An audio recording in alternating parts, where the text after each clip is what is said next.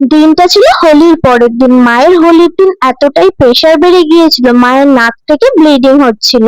High প্রেসারের কারণে এখন পরপর 3 দিন মাকে ইনজেকশন নিতে হবে। আজকে সকালে গিয়েছিলাম সেটাই দিতে।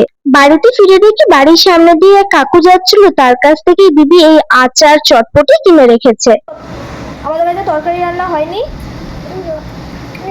তোকে শুধু ভাত দিয়েছে? তা তুই শুধু শুধু ভাত খাচ্ছিস কেন?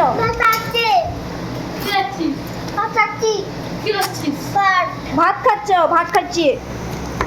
দুপুরবেলা ননাইকে খাইয়ে ঘুম পাড়িয়ে দিদি গিয়েছিল ভাইয়ের সাথে কার্জন গেট। দিদি হয়তো হাফ রাস্তাও পৌঁছতে পারেনি, তার আগেই ননাই ঘুম থেকে উঠে পড়েছিল। এতক্ষণ ননাইকে কিভাবে রাখবো বুঝতে না পেরে বাটির মধ্যে কয়েকটা আঙুর আর একটা টুথপিক দিয়েছিলাম ওকে খাওয়ার জন্য। বাটিটাকে উল্টে দিয়ে আমাকে বলছে, দাঁড়াও মিনি, তোমাকে এখন একটা ম্যাজিক দেখাবো। ম্যাজিক এখানে ঘোড়ার ডিম কি হচ্ছে তা আমি বুঝতে পারছি না, কিন্তু আঙুরগুলোর অবস্থা যে খারাপ হচ্ছে তা আমি হাড়ে হাড়ে বুঝতে পারছি। ননাইকে ননাইয়ের মতো খেলতে দিয়ে আমি একটু নেল পলিশ পরে নিচ্ছিলাম, কিন্তু আমার এখানেও শান্তি নেই। উনি এখন চলে এসেছে আমার সাথে নেল পলিশ পরতে।